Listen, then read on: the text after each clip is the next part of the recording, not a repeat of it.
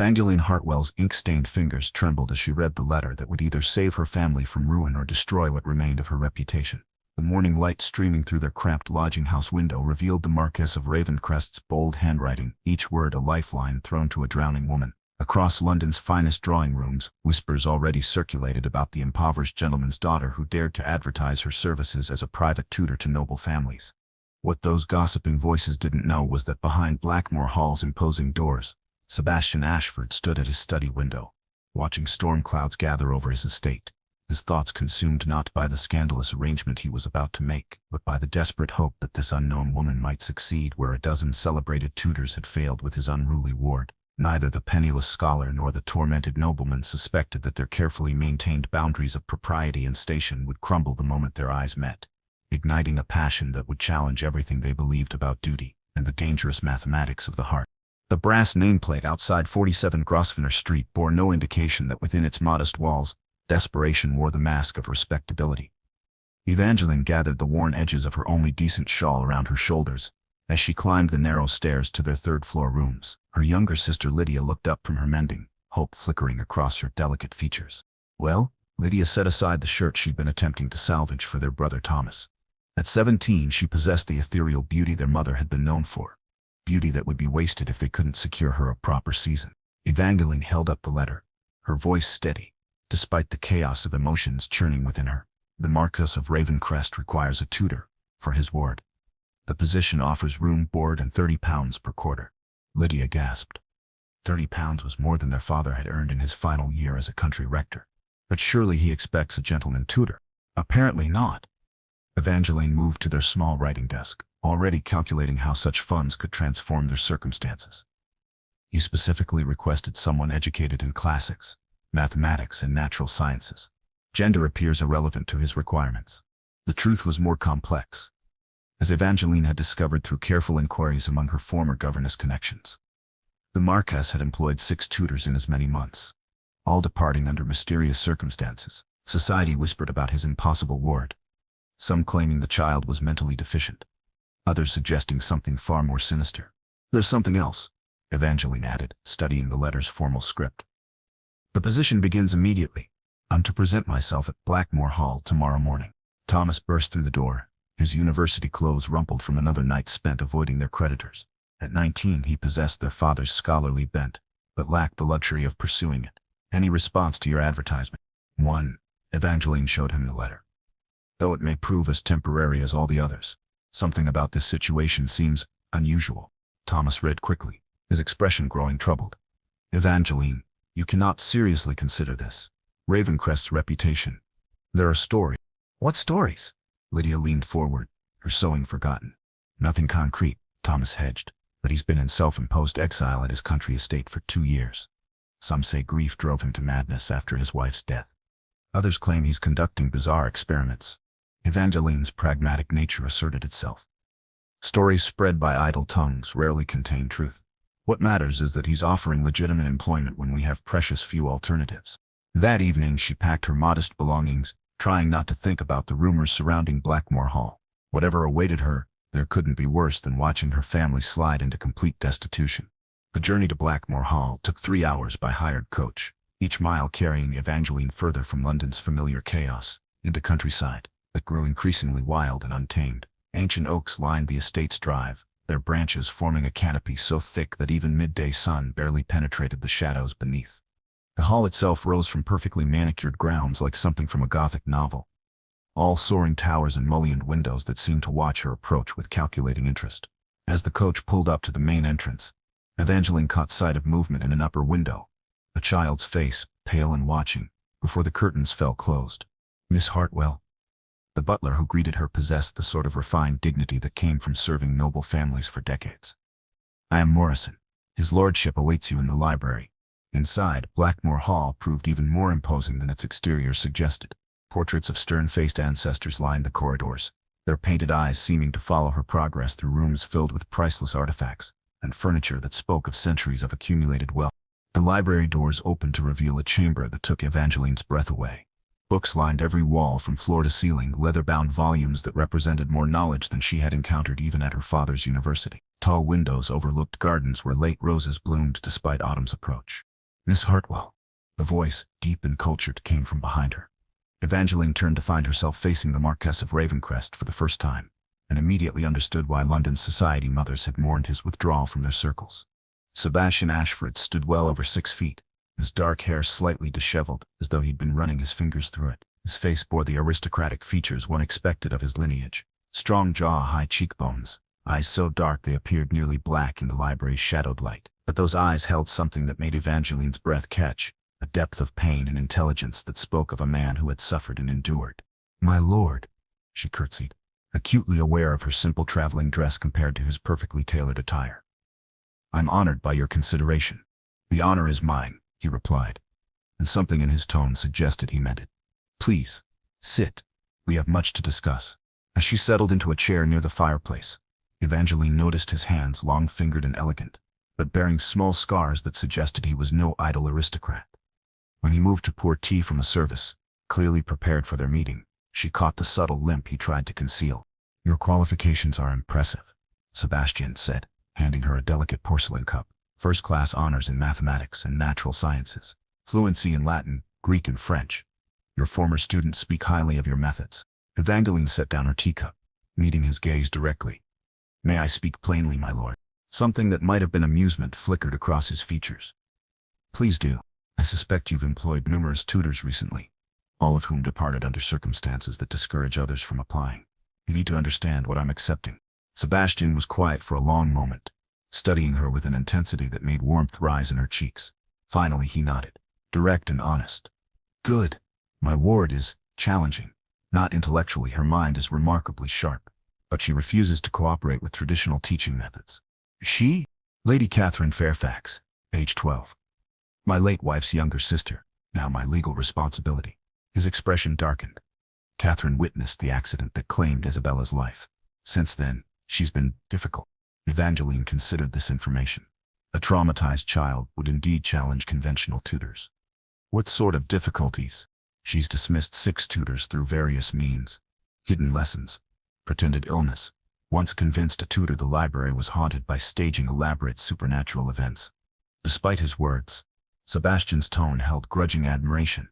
Dr. Whitmore, who attended her after Isabella's death, suggests she's testing boundaries, trying to control her environment when she feels powerless. "A reasonable response to trauma," Evangeline observed. "Has anyone tried engaging her interests rather than imposing a rigid curriculum?" Sebastian's dark eyes sharpened with interest. "What would you suggest?" "I'd need to assess her current knowledge and temperament first. But perhaps incorporating her natural curiosity, rather than fighting it, might prove more effective." For the first time since her arrival, Sebastian smiled, a genuine expression that transformed his austere features entirely. "Miss Hartwell, I believe you may be exactly what Catherine needs." As he spoke, a commotion erupted in the corridor outside. Raised voices, hurried footsteps, and then the library doors burst open to admit a girl with wild auburn curls and fierce green eyes. "Sebastian, Morrison says you've hired another tutor without consulting me." The child planted her hands on her hips, glaring between them.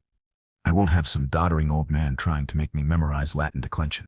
"Catherine," Sebastian's voice held patient authority. "Please meet Miss Evangeline Hartwell.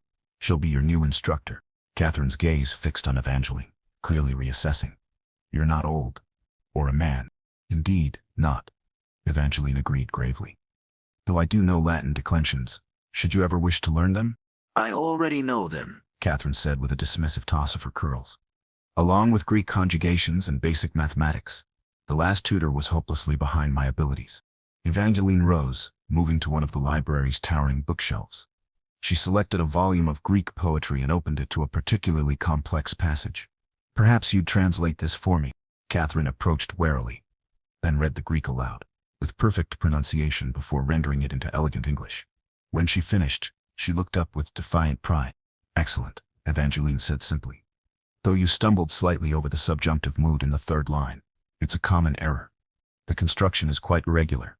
For a moment, Catherine's confidence wavered. Then her chin lifted again. "And I suppose you could do better." "Perhaps we could work through it together tomorrow," Evangeline suggested. "I find collaborative learning often yields better results than demonstration of superiority." Sebastian watched this exchange with fascination. In 5 minutes, Miss Hartwell had accomplished what his previous tutors had failed to do in weeks. Engaged Catherine's interest without triggering her defensive hostility. Very well, Catherine declared after studying Evangeline's face intently. You may attempt to instruct me, but I warn you, I'm not easily impressed. I would hope not, Evangeline replied. Intelligent minds should demand excellence. After Catherine departed to prepare for dinner, Sebastian found himself alone with his new employee. The afternoon light streaming through the library windows cast golden highlights in her brown hair, and he noticed details he'd missed during their formal interview.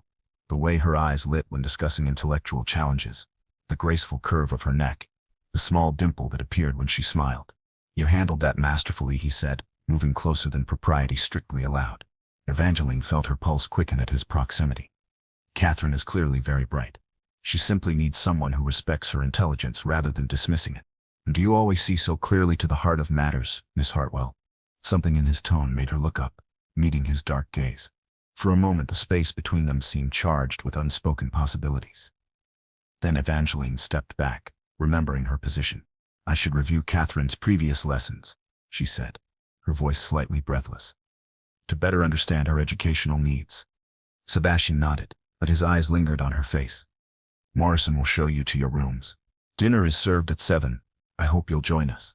That evening, Evangeline discovered that Blackmore Hall's formal dining room could comfortably seat 40, making their small party seem almost intimate despite the vast space. She had changed into her best dress, a simple blue silk that had been her mother's, and arranged her hair in a style she hoped struck the proper balance between respectable and attractive. Catherine appeared in a white dress with blue ribbons, her wild curls tamed into proper ringlets. She slid into her chair beside Sebastian with the easy familiarity of family. Miss Hartwell, Sebastian said as they were served the first course. Catherine tells me you're from Surrey originally. Yes, my lord. My father was rector at St. Michael's Parish until his death 2 years ago. I knew Rector Hartwell by reputation, Sebastian said, surprising her. His translations of Aristotle were quite respected in academic circles. Warmth flooded through Evangeline at this unexpected recognition of her father's work. He would have been honored to know that, my lord. Sebastian, he corrected gently. Given that we'll be working closely together, perhaps we might dispense with excessive formality. The suggestion sent a flutter of anticipation through her, though she knew she should maintain proper distance. As you wish. Tell me about your family, Catherine interjected, clearly testing boundaries. Are you very poor? Is that why you're working as a governess? Catherine, Sebastian's tone held mild reproof. It's quite all right, Evangeline said. Yes, Catherine, my family has experienced financial difficulties since my father's death. I have a younger sister and brother who depend on my employment. How dreadful for you, Catherine said with the blunt honesty of childhood. But rather romantic too, like a heroine in a novel, making her way in the world through her own talents. Evangeline smiled at this assessment. I suppose it does have certain similarities to popular fiction, though I assure you the reality is far less glamorous than novels suggest. Throughout dinner, Sebastian found himself captivated by Miss Hartwell's easy conversation. She spoke knowledgeably about literature, art, and current events, but without the affected intellectualism he'd encountered in London salons. Her responses to Catherine's increasingly pointed questions revealed both intelligence and genuine warmth. When Catherine excused herself to practice piano, a suggestion she made with suspicious enthusiasm, Sebastian realized his ward was deliberately leaving them alone. She likes you, he observed, refilling Evangeline's wine glass. That's unprecedented. She's testing me, Evangeline corrected. But yes, I think we'll suit each other well. They moved to his private study after dinner, ostensibly to review Catherine's academic progress. The room felt more intimate than the formal library filled with Sebastian's personal books and papers. A fire crackled in the grate, casting dancing shadows across leather-bound volumes and comfortable furniture. Catherine's exceptionally gifted, Sebastian said, settling into a chair near hers. But she's also been terribly hurt. I worry that I'm failing her. Evangeline studied his profile in the firelight, noting the tension around his eyes. You've provided her with a safe home and security. That's no small thing. Is it enough, though? His voice held a rawness that made her heart clench. I was hardly prepared for guardianship of a traumatized child. My own upbringing was rather formal. Yet she clearly adores you, Evangeline observed gently. The way she looked at you during dinner, that's not mere respect, but genuine affection. Sebastian turned to face her fully, and in the intimate lighting, Evangeline could see the vulnerability he kept carefully hidden. My wife used to say I was too reserved, too controlled. Perhaps she was right. Or perhaps, Evangeline said softly, you simply needed the right person to help you discover other aspects of yourself. The words hung between them, more personal than either had intended. Sebastian's gaze dropped to her lips, and Evangeline felt her breath catch. The space separating them seemed to vibrate with possibility. Then the study door opened, and Morrison appeared with the evening tea service, the moment dissolving like sugar in water. "Thank you, Morrison," Sebastian said, his voice perfectly composed once more. Miss Hartwell was just reviewing Catherine's lesson plans, but as Evangeline excused herself for the evening, she caught Sebastian watching her with an expression that suggested their conversation had affected him as deeply as it had her. The first week of lessons passed with remarkable success. Catherine, as Sebastian had warned, possessed a razor-sharp intellect that had indeed surpassed her previous tutor's abilities. But Evangeline discovered that the girl's true gift lay not merely in memorization, but in making unexpected connections between disparate subjects. "If we consider mathematical principles in nature," Evangeline said during their morning lesson, indicating the geometric patterns in a pressed flower, "we can see how ancient Greek philosophers understood beauty as proportion and harmony." Catherine leaned forward, fascinated, like the golden ratio in shell spirals. "Exactly. Mathematics isn't merely abstract theory, it's the language through which we understand our world's fundamental patterns." From his study window, Sebastian watched them in the garden, noting how Miss Hartwell encouraged Catherine to ask questions rather than simply absorb information. The girl's animated gestures and frequent laughter represented a transformation he'd scarcely dared hope for. "She's remarkable," he murmured to Morrison, who had brought his morning correspondence. "Indeed, my lord. The young lady has brought considerable vitality to the household." Sebastian caught the subtle emphasis in his butler's tone. It was true, Miss Hartwell's presence had enlivened not only Catherine but the entire atmosphere at Blackmore Hall. Servants smiled more frequently. Meals had become genuine conversations, and Sebastian found himself anticipating each day's interactions with an enthusiasm he'd thought permanently extinguished. That afternoon brought an unexpected visitor. Lady Pemberton, Sebastian's aunt, and one of society's most formidable matrons, arrived without invitation or warning. "Sebastian," she announced, sweeping into the drawing room where he'd been reviewing estate accounts. "What is this I hear about you employing a female tutor for Catherine?" "Good afternoon, Aunt Margaret." Sebastian rose, resigned to the confrontation he'd been expecting. "Miss Hartwell is highly qualified for her position. Qualified or not, it's most irregular. People are talking." "People always talk," Sebastian replied evenly. "Catherine's education is progressing excellently under Miss Hartwell's instruction." Lady Pemberton's sharp eyes narrowed. "I insist on meeting this paragon of pedagogy. One can tell everything about a person's breeding from their comportment." Before Sebastian could respond, Evangeline appeared in the doorway with Catherine, both returning from their afternoon nature lesson. Catherine's dress bore grass stains from their botanical expedition, and Evangeline's hair had escaped its neat arrangement, auburn tendrils framing her face. "Aunt Margaret," Sebastian said smoothly. "May I present Miss Evangeline Hartwell, Catherine's instructor?" "Miss Hartwell, my aunt, Lady Pemberton." Evangeline curtsied gracefully, despite her disheveled state. "Lady Pemberton, I'm honored to meet you." Lady Pemberton subjected her to a thorough visual assessment that would have withered most young women. "Miss Hartwell, I understand you've taken charge of Catherine's education."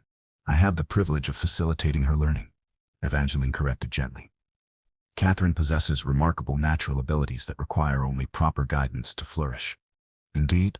Lady Pemberton's attention shifted to her great niece. "And what have you learned today, Catherine?" "We studied botanical classification in the garden," Catherine replied enthusiastically. "Did you know that flowers follow mathematical principles in their petal arrangements? It's called the Fibonacci sequence, and it appears everywhere in nature." Lady Pemberton blinked, clearly unprepared for such intellectual enthusiasm from a 12-year-old. "Most educational. Miss Hartwell makes everything fascinating," Catherine continued, oblivious to the social undercurrents. "Yesterday we calculated the trajectory of projectiles using principles of physics. I never knew mathematics could be so practical." "Physics?" Lady Pemberton's voice rose slightly. "Surely such subjects are inappropriate for young ladies." "On the contrary," Evangeline said calmly, "Catherine's intellectual curiosity shouldn't be constrained by arbitrary limitations. Knowledge empowers us to understand and navigate our world more effectively." The bold statement hung in the air like a thrown gauntlet. Sebastian watched his aunt's expression shift from disapproval to grudging interest. "How refreshingly modern," Lady Pemberton said finally. "Sebastian, I require a private word." After Evangeline and Catherine departed, Lady Pemberton fixed her nephew with a penetrating stare. "That young woman is either a complete revolutionary or remarkably intelligent. Possibly both. She's transformed Catherine's attitude toward learning," Sebastian said carefully. And what has she done to your attitude, nephew? His aunt's voice held knowing amusement. You've been watching her with considerable appreciation. Sebastian felt heat rise in his cheeks. Miss Hartwell is my employee. I naturally take interest in Catherine's progress. Naturally. Lady Pemberton's smile suggested she wasn't fooled. Sebastian, you've buried yourself in grief long enough. Isabella wouldn't have wanted you to remain permanently in mourning. The mention of his late wife sent familiar pain through Sebastian's chest. Aunt Margaret, I knew Isabella well, she interrupted. She would want you to find happiness again. And if that happiness comes in the form of an unconventional but clearly remarkable young woman, she would approve. That evening, Sebastian found himself increasingly aware of Evangeline's presence at dinner. The way candlelight played across her features, her animated responses to Catherine's endless questions, the musical quality of her laughter when his ward made particularly clever observations. After Catherine retired, they again found themselves alone in his study. The routine had become established over the past week, reviewing the day's lessons, planning future curricula, conversations that inevitably strayed into more personal territory. Lady Pemberton seemed formidable, Evangeline observed, settling into what had become her usual chair near the fire. She's protective of family reputation, Sebastian replied, pouring brandy for himself and offering wine to her. But she also possesses excellent judgment. Her approval isn't easily won. And did I win it? Evangeline asked, accepting the glass with a smile that made his pulse quicken. I believe you impressed her considerably. Catherine's enthusiasm for learning is rather undeniable evidence of your success. They discussed Catherine's progress, but Sebastian found himself increasingly distracted by Miss Hartwell's proximity. The firelight caught golden highlights in her hair, and when she leaned forward to make a point, he noticed the delicate curve of her collarbone above her dress's modest neckline. Sebastian? Her voice broke through his wandering thoughts. You seem distracted this evening. He met her questioning gaze, struck by the directness he'd come to associate with her. No coquettish glances or calculated charm, simply honest interest in his state of mind. I was thinking, he said carefully, how different Blackmore Hall feels with your presence here. Something shifted in her expression. Different how? Alive, he said simply. For the first time since Isabella's death, this house feels like a home rather than a mausoleum. The admission surprised them both with its honesty. Evangeline set down her wineglass, her hands not quite steady. Sebastian, she began, then stopped, seeming to wrestle with propriety and impulse. What is it? He leaned forward, drawn by something vulnerable in her expression. I shouldn't say this, she whispered. It's thoroughly inappropriate, but I look forward to these evenings together. More than I should, given our respective positions. The confession hung between them like a bridge. Neither quite dared cross. Sebastian stood slowly, moving to where she sat, close enough to see the rapid pulse at her throat. Evangeline, he said softly, using her given name for the first time. What we feel, it isn't bound by convention or position. She looked up at him, eyes wide with longing and uncertainty. But it should be. You're the Marquess of Ravencrest. I'm your employee, utterly dependent on your goodwill. You're the woman who brought light back into my life, he corrected, reaching out to trace the curve of her cheek with gentle fingers. The woman who sees Catherine not as an obligation, but as a treasure to be nurtured. The woman who makes me remember what happiness feels like. When he leaned down to kiss her, Evangeline's resolve crumbled entirely. His lips were warm and sure, a kiss tender yet passionate enough to steal her breath completely.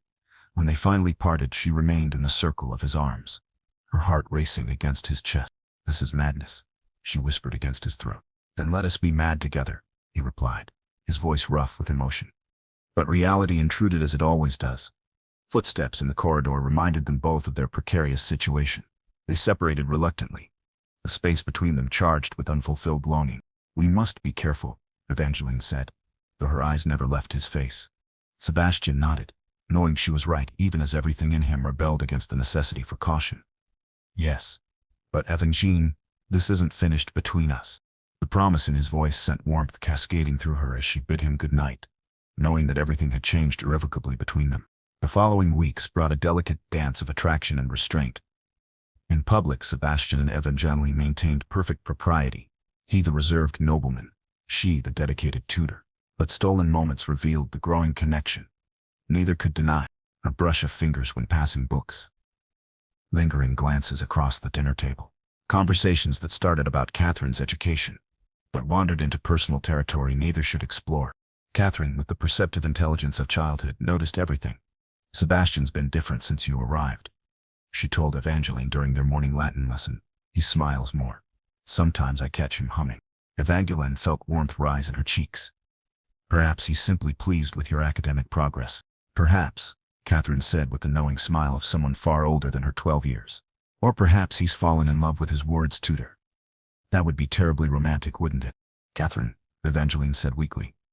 Such speculation is hardly appropriate. Oh, but it's perfectly obvious. The girl continued blithely. The way he watches you when you're not looking. How he finds excuses to be wherever you are. And you're just as bad. You blush whenever someone mentions his name. Evangeline realized her young charge had observed far too much. Even if such feelings existed, she said carefully, you must understand the impossibility of the situation. Your guardian and I occupy very different positions in society. Catherine's expression grew serious. In the novels I've read, true love always finds a way to overcome such obstacles. Real life rarely resembles novels, my dear. But even as Evangeline spoke the words, she found herself hoping they weren't true. That afternoon brought a development that threatened to shatter their carefully maintained equilibrium. Lord Pemberton, Lady Margaret's husband, arrived with disturbing news. Sebastian, he said without preamble, there's been talk in London about your household arrangements. Sebastian's expression darkened. What sort of talk? The usual gossip. A young, attractive woman living unchaperoned in your home. People are drawing conclusions. Miss Hartwell is Catherine's tutor, Sebastian replied coldly. Her presence here is entirely proper. Perhaps, but appearances matter. Lady Worthington has been particularly vocal about the impropriety of the situation. She's suggesting it reflects poorly on Catherine's moral education. Sebastian's hands clenched into fists. Lady Worthington, Isabella's mother, had never approved of Catherine living with him rather than with her. This attack on Miss Hartwell was clearly an attempt to force the issue. What exactly is Lady Worthington proposing?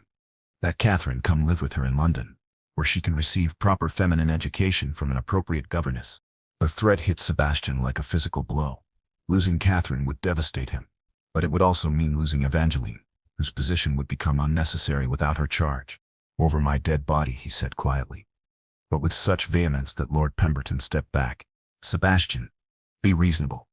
The woman may be perfectly respectable, but rumors have a way of growing beyond control. For Catherine's sake, I'll do whatever is necessary to protect her happiness and education. Miss Hartwell has accomplished more in 2 months than 6 previous tutors managed in 2 years.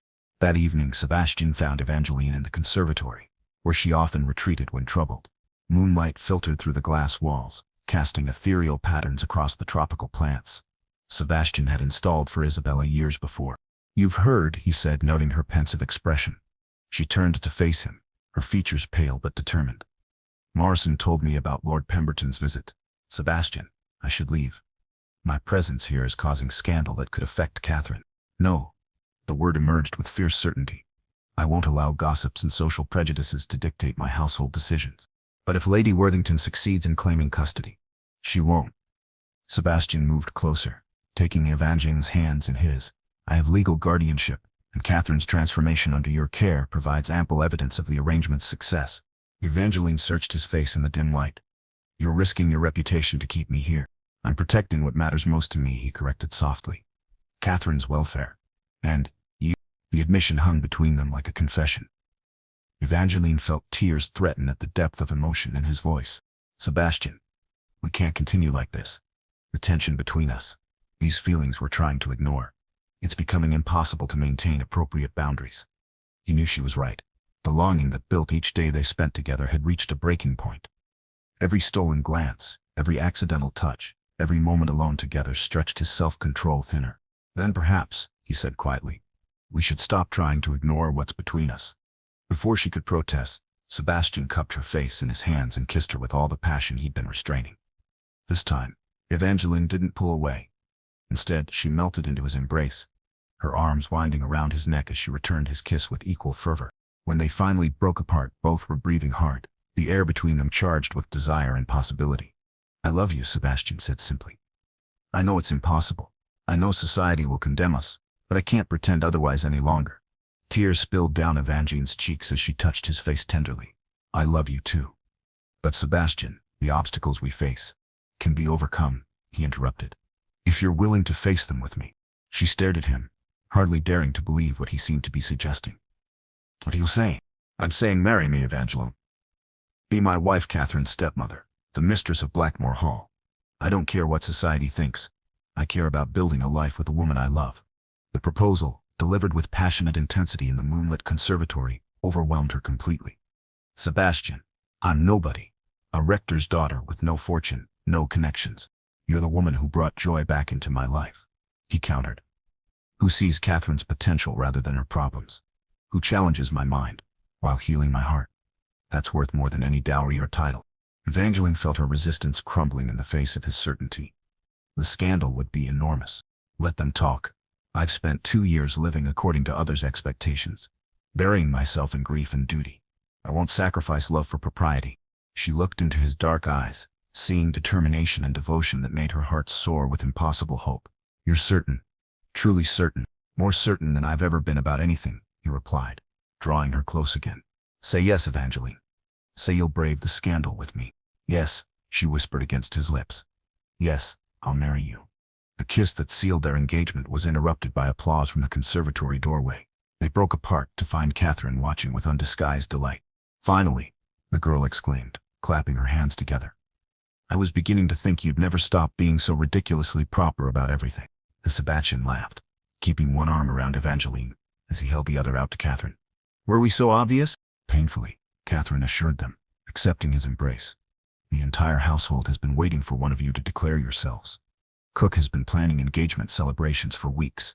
Evangeline buried her face against Sebastian's shoulder, torn between laughter and mortification. The servants knew. Servants always know everything, Catherine said wisely. Morrison told me yesterday that you're perfect for Sebastian, and that anyone who objects is welcome to take their opinions elsewhere. The support from his household staff touched Sebastian deeply. But he knew the real challenges lay ahead. London society would be less forgiving than his servants. The announcement of their engagement created precisely the scandal Sebastian had expected.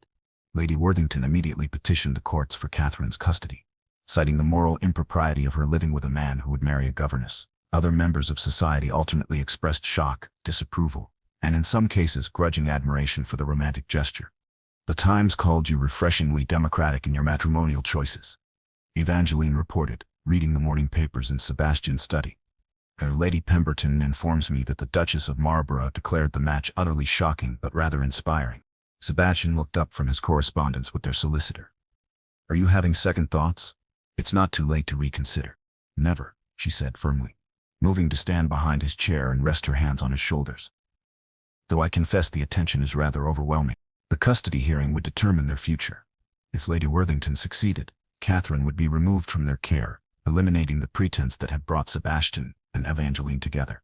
Worse, the courts might view their engagement as evidence of improper conduct, further damaging their case. Whatever happens, Sebastian said, covering her hands with his, I want you to know that meeting you has been the greatest blessing of my life. Evangeline leaned down to press a kiss to the top of his head. The feeling is entirely mutual, my love. The custody hearing took place on a gray November morning that seemed to match the somber mood of everyone involved. Catherine, dressed in her finest clothes and coached carefully on proper deportment, sat between Sebastian and Evangeline as Lady Worthington's solicitor outlined his case. Miss Hartwell's employment represents a clear breach of propriety, the man argued. An unmarried young woman, living unchaperoned with an eligible gentleman, creates an atmosphere wholly unsuitable for raising an impressionable girl. The subsequent engagement only confirms our suspicions about the true nature of their relationship. Sebastian's solicitor countered with evidence of Catherine's remarkable academic progress. Testimony from Dr. Whitmore about her emotional recovery, and character references for Evangeline from her previous employers. When the judge called Catherine to testify, everyone held their breath. The girl's testimony could decide everything. Lady Catherine, the judge said kindly, you understand we're trying to determine what arrangement would best serve your welfare. Yes, my lord, Catherine replied clearly. Tell me about your life at Blackmore Hall. Catherine straightened her shoulders and spoke with confidence Evangeline had helped nurture. Before Miss Hartwell arrived, I was very unhappy. I missed my sister terribly, and I was angry at everyone. I drove away 6 tutors because I wanted to prove that no one could replace Isabella. The courtroom was silent as she continued. But Miss Hartwell didn't try to replace anyone. She simply helped me learn that being sad about losing Isabella didn't mean I couldn't be happy about other things too. She made learning exciting instead of boring. She showed me that my questions weren't stupid, but signs of an active mind. Catherine's voice grew stronger. My guardian has given me a home where I feel safe and loved. Miss Hartwell has given me confidence in my own abilities. Together they've created the closest thing to a real family I've had since Isabella died. Please don't take that away from me. By the time Catherine finished, there wasn't a dry eye in the courtroom. Even Lady Worthington's solicitor seemed moved by the girl's eloquent plea. The judge deliberated for what seemed like hours before rendering his decision. While the court acknowledges the unconventional nature of this arrangement, the evidence clearly demonstrates that Lady Catherine has thrived under the current guardianship. Her academic and emotional progress is remarkable, and her own wishes must be considered. He fixed Lady Worthington with a stern gaze. The court finds no evidence of impropriety beyond what small minds might choose to imagine. Lord Ravencrest's guardianship will continue, and his marriage to Miss Hartwell, far from being scandalous, appears to provide Lady Catherine with the stable family environment she needs. The relief that flooded through Sebastian was overwhelming. Catherine threw herself into his arms, while Evangeline wiped away tears of joy. Outside the courthouse, Lady Worthington approached them one final time. This isn't over, Sebastian. Society will never fully accept this union. Society will adjust, Sebastian replied calmly, as it always does. And if it doesn't, we'll create our own society of people who value character over convention. 3 months later, on a brilliant February morning, Sebastian and Evangeline were married in Blackmore Hall's chapel.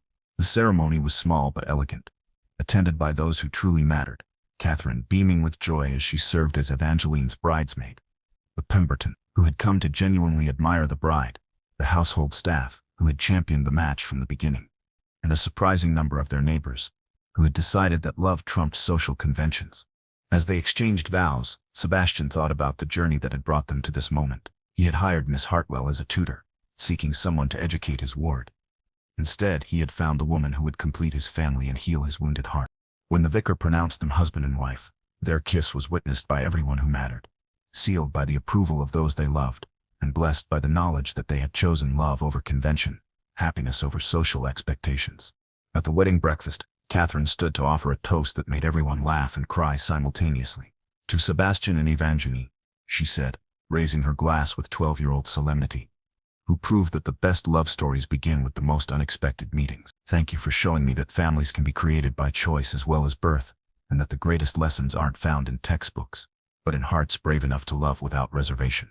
Later, as Sebastian and Evangeline danced their first dance as husband and wife, he whispered in her ear, "Do you regret anything, my love?" Evangeline smiled up at him, radiant with happiness. "Only that it took us so long to admit what we felt from that very first day in the library."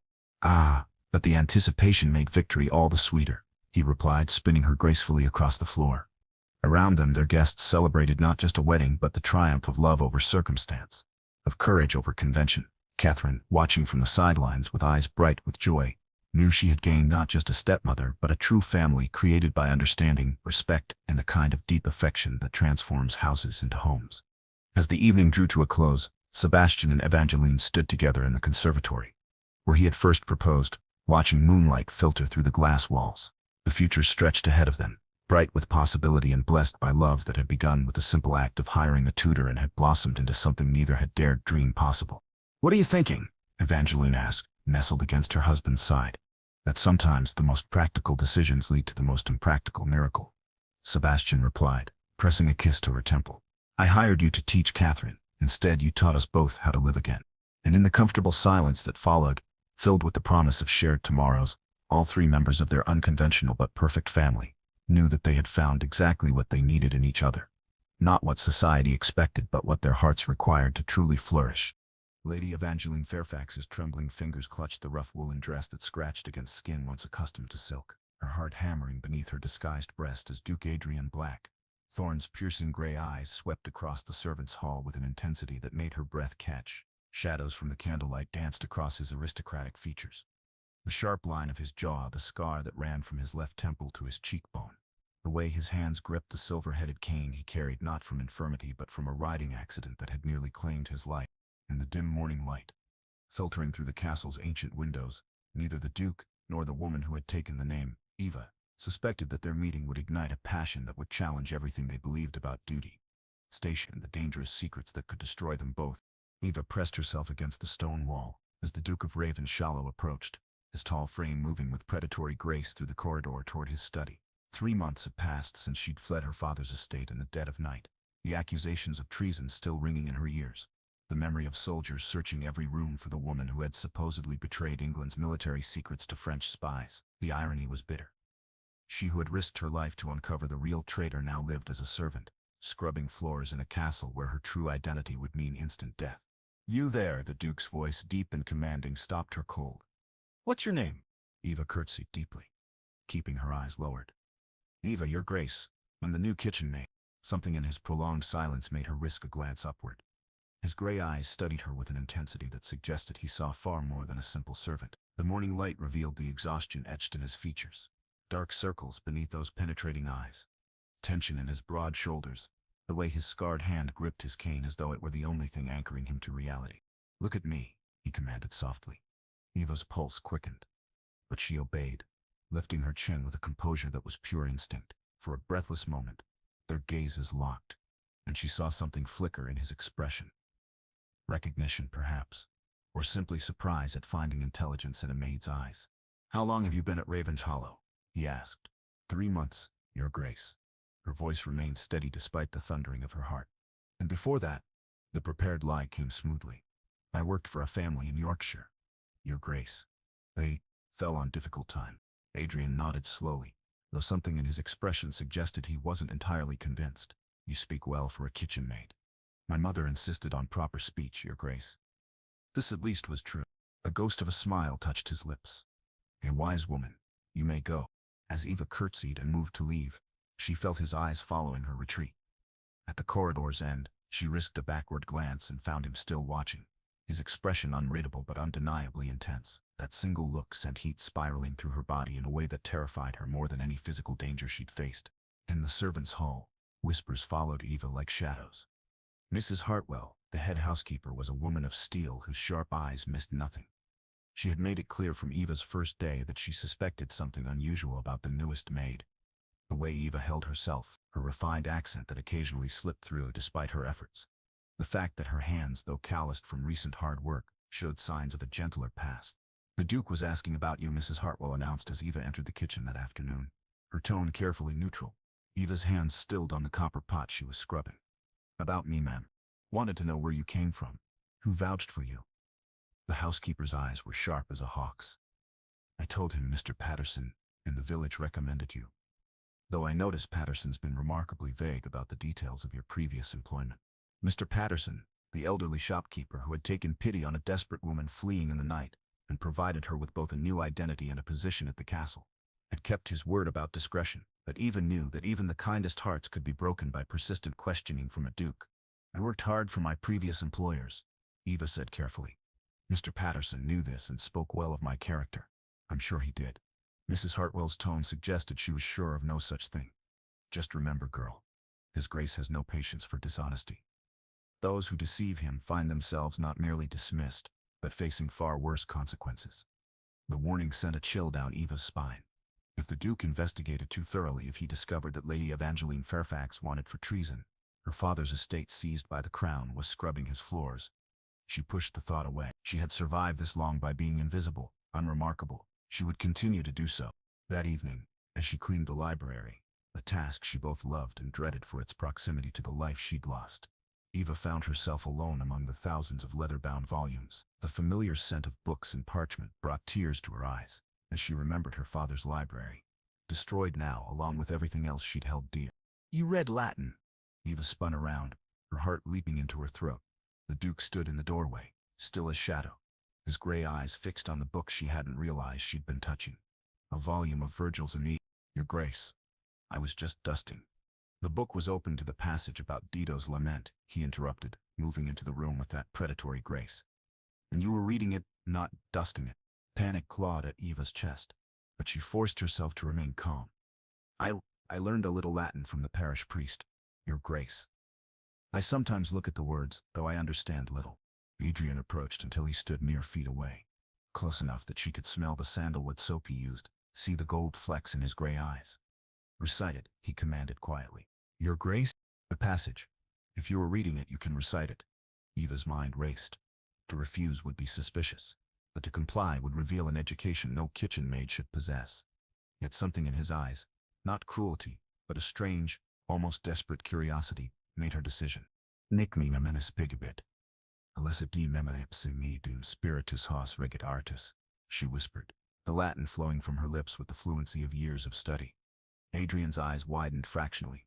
Nor shall it ever be irksome to remember Alyssa while I remember myself, while breath governs these limbs, he translated, his voice rough with surprise. The silence stretched between them, heavy with unspoken questions and dangerous revelations. Eva waited for accusations, for demands to know who she really was. Instead, Adrian asked quietly, "What happened to your family?" The unexpected gentleness in his voice nearly undid her.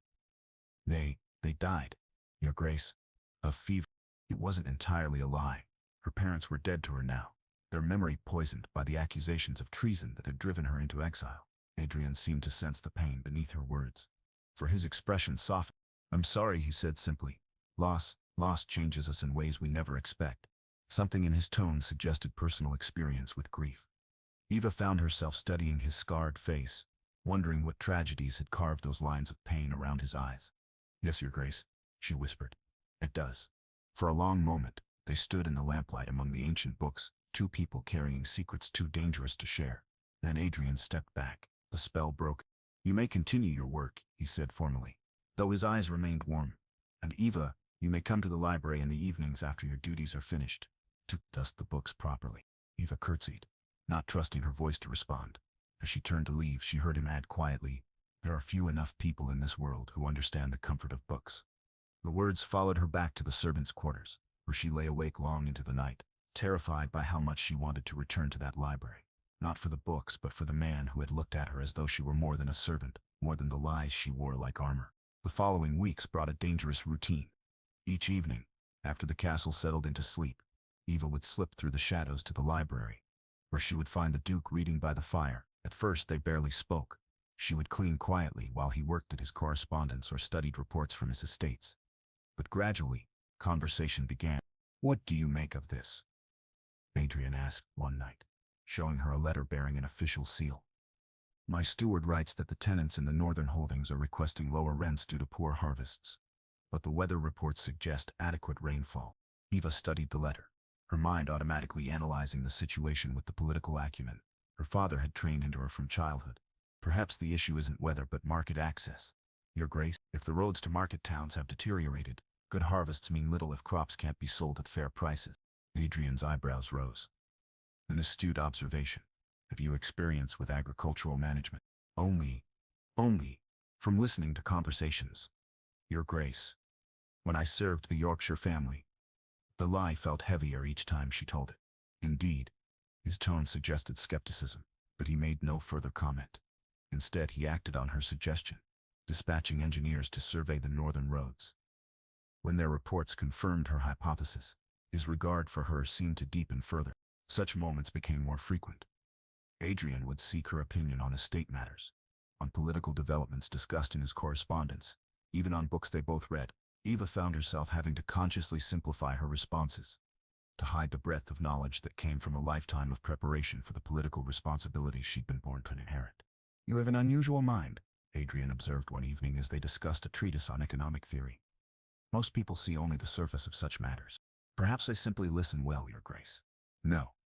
His gray eyes fixed on her with that intense focus she both craved and feared. "You think like someone born to lead, to make decisions that affect thousands of lives. That's not a skill learned through listening." Eva's heart hammered against her ribs. "You give me too much credit, Your Grace." "Do I?" He leaned forward in his chair, and she caught the scent of brandy on his breath, saw the exhaustion that had become his constant companion. "Tell me, Eva, if that is indeed your name, what would you do if you discovered that someone you'd come to care for had been deceiving you from the beginning?" The question hit her like a physical blow. Did he know? Had he discovered her identity? Eva forced herself to meet his gaze steadily.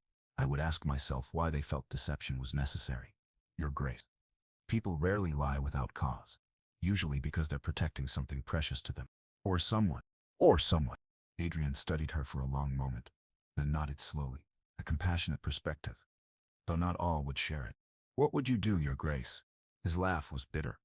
"I would probably drive them away with my suspicion and anger, as I have driven away most people foolish enough to care for me." The pain in his voice made Eva's chest tighten. Without thinking, she moved closer to his chair. Perhaps those people didn't understand that suspicion often comes from fear of being hurt again. Wise words from a kitchen maid, he said softly. But there was no mockery in his tone. Sometimes wisdom comes from unexpected places, Your Grace. Their eyes met and held, and Eva felt the air between them charged with unspoken possibility. Adrian's hand moved as though to touch her face, then stopped, his expression growing pained. You should go, he said roughly. This is not appropriate. Eva stepped back, her cheeks burning. Of course, Your Grace. I apologize if you did nothing wrong. His voice was gentler now. The fault is mine for forgetting the boundaries that must exist between us. As Eva curtsied and moved toward the door, Adrian's voice stopped her. Eva, she turned back. Whatever secrets you carry, he said quietly, they cannot be worse than mine. The confession hung in the air between them, heavy with promise and danger. Eva wanted desperately to ask what secrets could burden a duke so deeply, but she merely nodded and slipped away into the darkness of the corridor. In her small chamber, Eva sat by the window and stared out at the moon-washed grounds. The duke's words echoed in her mind. Whatever secrets you carry, they cannot be worse than mine. What could a man of his position and power possibly be hiding that could compare to her truth, that she was a fugitive, wanted for treason, living under a false name in his very household? The answer came sooner than she expected, delivered in the form of a midnight summons that would shatter the fragile world they had built together. Eva was awakened by urgent knocking at her door. Outside stood Thomas, one of the footmen, his face pale with worry. You're to come at once, he whispered. His Grace, there's been an incident. Fear gripped Eva's heart as she followed Thomas through the castle's dark corridors. They stopped outside Adrian's chambers, where Dr. Whitmore, the local physician, emerged looking grim. How is he? Mrs. Hartwell demanded, her usual stern composure cracked with worry. The nightmares are getting worse, Dr. Whitmore replied quietly. He's been having these episodes since his return from the continent. But tonight he nearly threw himself from the balcony window. Eva's blood turned to ice. Is he physically unharmed? But the doctor shook his head. He's asking for you, Eva. Won't let anyone else near him. Mrs. Hartwell's eyes narrowed. For a kitchen maid? That's highly irregular. Irregular or not, he's in a dangerous state, Dr. Whitmore said firmly. If he trusts her, she may be our best hope of calming him. Eva's hands trembled as she entered Adrian's chambers. The room was in disarray, furniture overturned, a window thrown open to the cold night air. Adrian sat on the floor in the corner, his dark hair disheveled, his shirt torn, his gray eyes wild with terror. Eva, he breathed when he saw her, relief flooding his features. You came. She approached slowly, as one might approach a wounded animal. I'm here, Your Grace. You're safe. Am I? His laugh was broken, desperate. They were here again. The soldiers. I could hear them screaming, dying because of my orders. Because He broke off, pressing his palms against his temples. Eva knelt beside him, her heart breaking at the pain in his voice. What soldiers, Your Grace? Waterloo, he whispered. I was there, you see, not as a duke playing at war, but as a colonel in Wellington's army. God help me, the things we did. The orders I gave. Understanding crashed over Eva like a cold wave. Adrian's scars, his nightmares, his self-imposed isolation. He was haunted by his service in the war that had ended Napoleon's reign. Her heart clenched with sympathy, even as her mind raced with the implications. You served your country with honor, she said softly, taking his trembling hands in hers. Honor? His gray eyes fixed on hers. Desperate for absolution she wasn't sure she could give. I sent boys to die, Eva. Thousands of them, because someone had to make the impossible choices. And afterward, when the carnage was over and the medals were distributed, I couldn't live with what I'd become. So you came home. I fled home, he corrected bitterly. Like a coward. Let everyone believe I was injured in a riding accident, because the truth that their heroic duke was broken by guilt would have been too shameful to bear. Eva's chest tightened with emotion. Here was the secret he carried. The burden that had driven him into isolation. In that moment, her own deception felt even more poisonous. You're not a coward, she said firmly. You're a man who cares so deeply about others that you carry their pain as your own. That's not weakness. It's the rarest kind of strength. Adrian's eyes searched her face as though looking for lies, for the judgment he expected from everyone. Finding none, he slowly relaxed, his breathing becoming less labored. How do you know what to say? He asked wonderingly. How can a kitchen maid understand what physicians and priests cannot? Because I've lived with my own guilt, Eva thought, but didn't say. Because I know what it feels like to be branded a traitor when you were trying to protect the very thing they accuse you of betraying. Perhaps, she said instead, it's easier to accept comfort from someone who has no expectations of who you should be. Adrian's hands tightened on hers. Eva, whatever your real name is, whatever brought you to Ravenshollow, I want you to know that these past weeks have been the first time since Waterloo that I've felt human again. Tears pricked Eva's eyes. Your Grace, Adrian, he corrected softly. When we're alone, I want to hear my name from your lips, not my title. The intimacy of the request sent warmth flooding through her. Adrian, she whispered, and saw something light up in his eye. They sat together on the floor of his chambers until dawn, her hands in his, talking quietly about books and philosophy and the weight of secrets that could crush a soul. When the morning light finally crept through the windows, Adrian was calm, his nightmares banished by her presence. I should go, Eva said reluctantly as the sounds of the waking castle began to drift through the walls. Stay, Adrian said urgently, then caught himself. I would like you to take breakfast with me. Here, in my chambers. The request was shocking in its impropriety. A duke breakfasting alone with a maid in his private rooms. Eva knew she should refuse, should remember the boundaries between their stations. Instead, she found herself nodding. I would like that, Adrian. His smile, rare and brilliant, made her heart soar even as her conscience whispered warnings about the deception that lay between them like a chasm, waiting to swallow them both. The breakfast was simple: bread, fruit, tea. But it felt more intimate than any elaborate feast. They talked about everything except the night's revelations, both of them clinging to this moment of normalcy. Eva found herself laughing at Adrian's dry observations about his estate managers, while he seemed fascinated by her insights into the servants' perspectives on household management. You should have been born to different circumstances, Adrian said suddenly, his gray eyes serious. Your mind, your grace, your understanding of complex matters. You were meant for more than scrubbing floors. Eva's stomach clenched. If only he knew how right he was, and how impossible her true circumstances made any future between them. Perhaps we all find ourselves in circumstances we never expected, she replied carefully. Perhaps we do. His gaze lingered on her face with an intensity that made her breath catch. Eva, there's something I need to tell you. Before he could continue, urgent knocking sounded at the chamber door. Adrian's face darkened with annoyance as he called. Enter. Thomas burst in, his face pale with alarm. Your Grace, forgive the intrusion, but there are soldiers at the gates. King's men, with warrants. They're searching for someone, a fugitive wanted for treason. Eva's blood turned to ice. Her hand moved instinctively to her throat, where her fingers found the delicate chain she wore beneath her dress, the only remaining link to her true identity. What fugitive? Adrian demanded, rising to his feet. Lady Evangeline Fairfax, Your Grace, daughter of the late Earl of Whitmore. They say she betrayed military secrets to French agents, caused the deaths of British soldiers. There's a reward of £1,000 for information leading to her capture. Adrian's eyes sharpened, and Eva felt his gaze move to her face. She tried to school her expression into mild curiosity, but she knew the color had drained from her cheeks, knew her hands were trembling where they clutched her skirts. Describe this woman, Adrian said quietly, his voice carrying a dangerous edge. Dark hair, brown eyes. About 23 years of age, Thomas recited. Well-educated, speaks several languages. They say she might be disguised as a servant or common woman. The silence that followed was deafening. Eva could feel Adrian's eyes boring into her, could practically hear his brilliant mind putting the pieces together. When she finally met his gaze, she saw knowledge there, and something that might have been betrayal. I see, Adrian said coldly. Thomas, show the soldiers to the Great Hall. Tell them I'll speak with them shortly. Yes, Your Grace. Thomas bowed and departed, leaving Eva alone with a man whose expression had transformed from warmth to icy fury. Lady Evangeline Fairfax, Adrian said softly, each word precisely enunciated. The traitor's daughter who sold her country's secrets for French gold. Eva lifted her chin, finding courage in desperation. That's what they say. And what do you say, my lady? The title, spoken with cutting sarcasm, made her flinch. I say that sometimes the truth is more complex than the stories told about it. Adrian laughed, but there was no humor in the sound. Complex. How refreshingly honest of you to admit that much. He moved closer, and Eva forced herself not to retreat.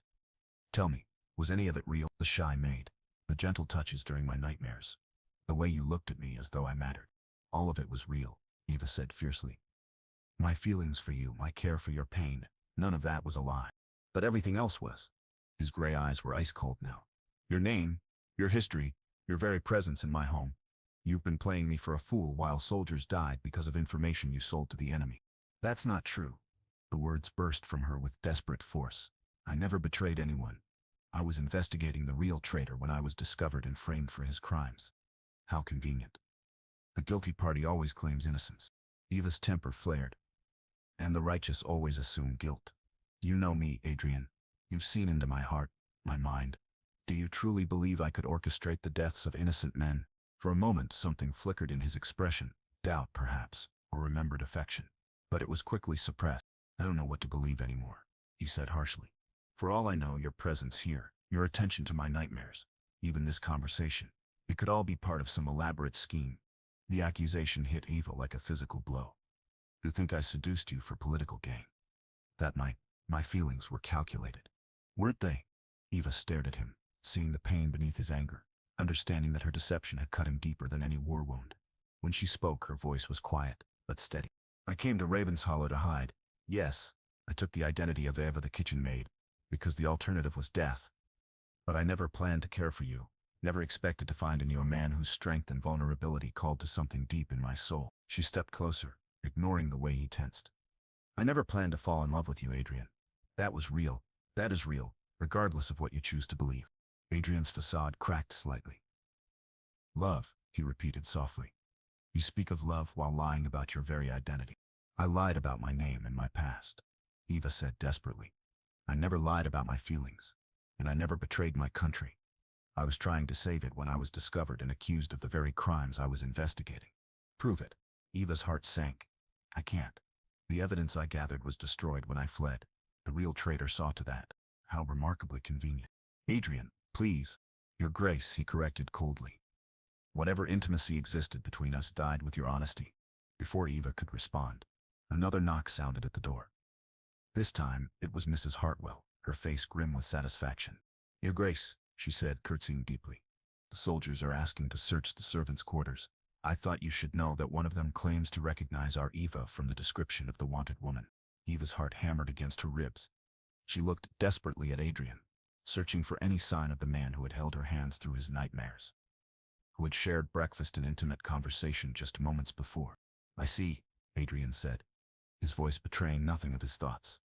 Thank you, Mrs. Hartwell. Please inform the soldiers that I'll join them presently. After the housekeeper left, silence stretched between them like a battlefield. Eva knew this was her last chance, her final moment to reach the man she loved before he disappeared behind the Duke's formal mask forever. Adrian, she whispered, I know you're hurt and angry. I know my deception has broken your trust.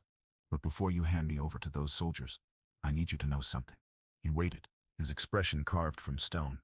The man who held me through the nightmares, who trusted me with his deepest secrets, who looked at me as though I were precious. That man knows my heart. Not Lady Evangeline's heart, not Eva the maid's heart, but the heart of the woman who stands before you now. That woman loves you more than her own life, and she would rather die than see you hurt. Adrian's jaw clenched, but he said nothing. Eva reached behind her neck and unclasped the delicate chain she wore, revealing a small locket that bore the Fairfax coat of arms. She placed it on the table between them. This is all I have left of my former life, she said softly. I've kept it not out of pride, but because it reminds me of who I used to be, and who I chose to become when I met you. She met his eyes one last time. I chose to become a woman worthy of your love, Adrian. Whether you believe that or not is up to you. With that, she moved toward the door, her head held high despite the tears threatening to fall. As her hand touched the handle, Adrian's voice stopped her. Where will you go? Eva didn't turn around. Does it matter? Once those soldiers see me, I'll be bound for London and the Tower. My fate was sealed, the moment I chose to trust you with my heart. Eva! The name was spoken so softly she almost didn't hear it. She turned back, hope flaring in her chest. Adrian stood by the window, his profile etched against the morning light, the locket gleaming in his hand. Was there ever a moment when you wanted to tell me the truth? Every moment, she whispered. But I was a coward. I was afraid that if you knew who I really was, you'd see only the accused traitor and not the woman who loves you. Adrian was quiet for a long time, studying the locket. When he finally spoke, his voice was carefully controlled. The soldiers are waiting. Eva nodded, her heart breaking. I know, and they have warrants. Yes. Adrian turned to face her, and Eva was startled to see not anger in his eyes, but but something else. Determination, perhaps even resolve. Then we'd better make sure they don't find what they're looking for. Eva's breath caught. Adrian, what are you saying? He moved to his wardrobe and withdrew a heavy traveling cloak. I'm saying that Lady Evangeline Fairfax died months ago, somewhere on the road between Yorkshire and here. Eva the kitchen maid, however. He approached her with the cloak. Eva has proven herself to be a woman of remarkable courage and intelligence. A woman who understands the weight of impossible choices and the price of doing what's right rather than what's safe. Eva stared at him in shock. You believe me? I believe the woman who held my hands through the darkest night of my soul wouldn't betray innocent soldiers to their deaths. Adrian fastened the cloak around her shoulders, his fingers gentle at her throat. I believe the woman who looked at me with love, instead of pity or fear, is incapable of the treachery she's accused of. Tears spilled down Eva's cheeks. But the soldiers will be told that the woman they seek was spotted heading north towards Scotland. By the time they realize the information is false, you'll be safely away. Away where? Adrian's hands cupped her face, his thumbs brushing away her tears. I have properties in Ireland, beyond the reach of English warrants, friends who owe me favors and ask no questions. You'll be safe there while I work to uncover the truth about what really happened. Eva's heart soared even as her mind reeled with the implications. You would do that for me. Risk your position, your reputation. I would do far more than that, Adrian said softly. I love you, Eva. Not Lady Evangeline, not the kitchen maid, but you, the woman brave enough to remake herself in the face of impossible circumstances, wise enough to see through a broken soldier's defenses to the man beneath. Eva threw her arms around his neck, pressing her lips to his in a kiss that tasted of desperation and hope and love, too powerful to be contained by the conventions that sought to divide them. When they finally broke apart, Adrian rested his forehead against hers. We have to move quickly. Thomas is loyal, but some of the other servants may not be. Can you be ready to leave within the hour? I've been ready to run for months, Eva said with a shaky laugh. But Adrian, what about you? If they discover you helped me escape, they won't, he said with quiet confidence. I'll tell them I questioned you myself and found you to be nothing more than a simple kitchen maid with no connection to Lady Evangeline Fairfax. My word carries considerable weight. And afterward, will you come to Ireland? Adrian's smile was soft but determined. My dear Eva, did you think I would let you face exile alone? I've spent 6 years hiding from life, letting guilt and fear make a coward of me. You've shown me that courage isn't the absence of fear, it's choosing love despite it. Eva's heart filled to overflowing. The Duke abandoning his duties for a fugitive. Society will be scandalized. Let them be. I've discovered something more valuable than society's approval. Adrian's eyes were warm as summer sky as he looked at her. I've discovered that sometimes the greatest duty is to one's own heart. The sound of soldiers' voices echoing through the castle corridors reminded them of the urgency of their situation. Adrian moved to his desk and withdrew a leather portfolio. These are papers establishing your new identity. Eva Blackthorne, my distant cousin from the Americas, recently widowed and traveling under my protection. The story will hold up to casual scrutiny. Eva stared at the documents, amazed by his thoroughness. You had these prepared? I've suspected your true identity for weeks, Adrian admitted. Your education, your manner of speaking, the way you handled estate matters. It was clear you'd been born to higher station. When the soldiers arrived with their description, it merely confirmed what I'd already deduced. Yet you were still angry when you confronted me. Adrian's expression grew pained. I was hurt that you hadn't trusted me with the truth. But Eva, after watching you these past months, after seeing your compassion and strength, I could never believe you capable of treason. Your very presence in my household, working as a servant rather than seeking political advantage through your noble connections, proved your innocence more than any testimony could. The wisdom of his observation struck her like lightning. A guilty woman would have leveraged her nobility for protection or gain, not hidden it beneath the grueling work of a kitchen maid. Thomas will escort you to the stable through the servants' passages. Adrian continued, moving to a window that overlooked the courtyard where soldiers milled about. My fastest horse is saddled and waiting, along with supplies for the journey. Ride hard for Portsmouth. My ship, the Morning Star, will be waiting to take you to Ireland. What will you tell the soldiers about Eva the kitchen maid's sudden disappearance? That she left in fear after hearing about the manhunt for Lady Evangeline. A perfectly reasonable reaction for an innocent servant who happened to match the fugitive's description. Eva marveled at his quick thinking, his ability to construct a believable narrative on such short notice. This was the strategic mind that had served Wellington at Waterloo, now turned to protecting the woman he loved. A soft knock at the door announced Thomas's return. Your Grace, the coast is clear, but we must hurry. The soldiers are starting to question the other servants. Adrian pulled Eva close one last time, his kiss fierce and urgent. Be safe, he whispered against her lips. Wait for me in Ireland. I'll join you as soon as I can arrange my affairs here. I love you, Eva whispered back, pouring all her heart into the words. And I love you, more than duty, more than honor, more than life itself. With Thomas leading the way, Eva slipped through the servants' passages of Raven's Hollow for the last time. At the stable a groom waited with a magnificent bay mare, her saddle fitted with provisions for a long journey. Godspeed, my lady, Thomas whispered as he helped her mount. His Grace gave strict orders. You're to trust no one but Captain Morrison aboard the Morning Star. Eva nodded, then urged the mare toward the gates. As they cleared the castle grounds, she looked back once at the ancient towers that had been her refuge and her prison, her sanctuary and her crucible. Somewhere within those walls, Adrian was facing the soldiers, weaving a tale of deception to protect her. The irony wasn't lost on her.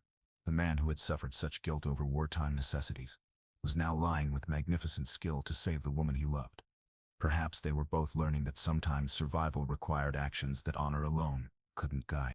The ride to Portsmouth took 2 days of hard traveling, during which Eva pushed both herself and the mare to their limits.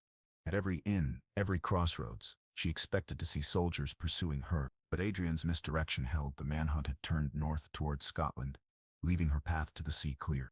The Morning Star proved to be a sleek merchant vessel, flying Adrian's personal flag. Captain Morrison, a weathered man with kind eyes, greeted her formally as Miss Blackthorne, and showed her to a well-appointed cabin. His Grace's orders were explicit, the captain said as they set sail on the evening tide. You're to be taken directly to his estate in County Cork, where his steward will see to your comfort and safety. As England's coastline faded into the morning mist, Eva felt the weight of her old life slipping away. Lady Evangeline Fairfax, accused traitor daughter of a disgraced earl, was truly dead now. In her place stood Eva Blackthorne, beloved of a duke who had chosen love over convention, hope over fear. The Irish estate, when she reached it 3 days later, proved to be a sprawling manor house, set among rolling green hills that seemed to stretch to the edge of the world. Mrs. O'Brien, the housekeeper, welcomed her warmly, and Eva understood that Adrian's instructions had been both comprehensive and tactful. You'll be wanting to rest after your journey, the kindly woman said, showing Eva to a beautiful suite of rooms, overlooking gardens that rivaled those at Raven's Hollow. His Grace sent word that you're to have anything you need, and that we're to expect him within the month. That month felt like both an eternity and a heartbeat. Eva threw herself into reading the extensive library, helping with the estate's management, and trying not to count each day that passed without word from Adrian. She knew he would need time to arrange his affairs, to create a plausible explanation for his sudden departure from England. But as weeks passed, fear began to creep in. What if he had been discovered? What if his plan had failed? The answer came on a golden autumn morning, when Eva looked out her window to see a familiar figure riding up the drive. Her heart leaped as she recognized Adrian's tall form, his dark hair catching the sunlight, his seat in the saddle as elegant as ever. She ran through the manor house, propriety forgotten, and met him in the entrance hall, where he swept her into his arms, spinning her around as she laughed and cried simultaneously. I was beginning to think you'd changed your mind, she gasped, when he finally set her down. Never, Adrian said fiercely, his hands framing her face. Though the arrangements took longer than expected, I had to be very careful to avoid suspicion. And the soldiers? Did they accept your story? Adrian's smile was grimly satisfied. They spent 2 weeks chasing shadows in Scotland before giving up the search. Lady Evangeline Fairfax has officially vanished without a trace, and the Duke of Ravenshollow has decided that his health requires an extended stay in Ireland, Adrian replied, pulling her close. Indefinitely extended, as it happens. Eva studied his face, seeing peace there instead of the haunted expression that had marked him for so long. No regrets about abandoning your duties in England. My only regret is the years I wasted hiding from life. Adrian's voice was soft but certain. I've arranged for my steward to manage the English estates. The tenants will be better served by someone who isn't constantly battling nightmare. And what will you do here? Adrian's arms tightened around her. I'll love you if you'll have me. We'll build a life together, away from the shadows of our pasts. And perhaps, he hesitated, but then continued with growing confidence. Perhaps I'll write. There are stories that need telling about the true cost of war, about the men who carry its burdens long after the battle's end. Eva's heart filled with pride and love. I think that's exactly what you should do. And Adrian, I have news of my own. Something in her tone made him pull back to study her face. What news? Captain Morrison brought word from one of your London contacts. It seems there's been a development in the Fairfax case. Eva's eyes sparkled with vindication. A dying confession from a French agent captured in Dover. He admitted to bribing a clerk in the War Office to steal military secrets, then arranging for Lady Evangeline to be blamed when she got too close to uncovering the truth. Adrian's eyes widened. Your name has been cleared? Completely. The real traitor was a minor official named Henderson who sold information for gambling debts. He fled to France when the investigation began. Adrian lifted her off her feet again, spinning her in a circle, as joy and relief flooded his features. Eva, this is wonderful news. You can return to England, reclaim your title, your father's estate. I can, Eva interrupted gently, but I won't. Lady Evangeline's vindication brings me peace, but her life belongs to the past. My future is here, with you, as Eva Blackthorne. Adrian set her down, his expression suddenly uncertain. Are you certain? You'd be giving up so much. Eva silenced him with a kiss, pouring all her love and certainty into the connection between them. When they parted, she smiled up at the man who had saved her in every way that mattered. I'm not giving up anything, she said firmly. I'm choosing everything that matters. Love over duty, happiness over obligation. The man who saw my heart over the society that judged my name. Adrian's smile was radiant as he dropped to one knee, pulling a ring from his pocket, not an ostentatious symbol of wealth, but a simple band set with stones the color of her eyes. Then Eva Blackthorne, he said softly, will you marry me? Not because of your birth or mine, but because we found in each other the missing pieces of our souls. Yes, Eva whispered, tears of joy spilling down her cheeks. Yes, Adrian, with all my heart, as he slipped the ring onto her finger. Eva marveled at the journey that had brought them here. She had fled England as a broken fugitive, lost everything she thought mattered, and discovered that sometimes destruction was simply preparation for a more authentic life. They were married a month later in the small church on Adrian's estate, with only the Irish staff as witnesses. Mrs. O'Brien wept openly as Eva spoke her vows in a simple dress of cream silk, her happiness more radiant than any crown jewels could have made her. That evening, as they walked through the gardens under a canopy of stars, Adrian stopped beside a fountain, whose gentle music blended with their quiet laughter. Do you miss it? He asked softly. The life you left behind? Eva considered the question seriously, then shook her head. I miss the father I thought I knew before the scandal broke. I miss the innocence of believing that honor was simple and justice was certain. But the life itself, no. She turned in his arms, her face glowing in the moonlight. I was drowning in that life, suffocating under expectations and traditions that had nothing to do with who I really was. You didn't just save me from execution, Adrian, you saved me from living a lie, as you saved me from my ghosts. We saved each other, Eva corrected, reaching up to trace the scar along his jaw. And we chose each other, despite every reason society would give us not to. Adrian caught her hand and pressed it to his lips. What do you think our children will make of this story someday? How their parents fell in love across the barriers of class and circumstance. Eva's heart fluttered at the mention of children, at the future stretching bright and possible before them. I think they'll understand that love isn't about stations or titles, or the approval of society. I think they'll know that sometimes the greatest courage is in choosing your own path, even when the world tells you it's impossible. Wise words from a former kitchen maid, Adrian said with a gentle teasing that had become one of her greatest joys. Wiser words from a duke who learned that happiness matters more than duty, Eva replied, pulling him down for a kiss that tasted of new beginnings and endless possibility. Above them, the Irish stars wheeled in their ancient patterns, bearing silent witness to two souls who had found in each other not just love, but the courage to become who they were always meant to be. The wealthy duke and the maid with secrets had discovered that sometimes the greatest treasure isn't hidden in vaults or titles, but in the simple revolutionary act of seeing someone's true heart and choosing to love it without reservation. In the months and years that followed, their love story would become legend among the Irish countryside. The tale of the English duke who gave up everything for love, and the mysterious lady who had transformed from servant to duchess through the alchemy of genuine affection. But they themselves knew the truth was simpler and more profound. They had found in each other the home they had been searching for all their lives, and in choosing each other they had chosen to write their own definitions of honor, duty, and happiness. Their story proved that sometimes the most beautiful endings come disguised as impossible beginnings, and that love, when it is true and brave and willing to sacrifice convention for authenticity, can indeed conquer all.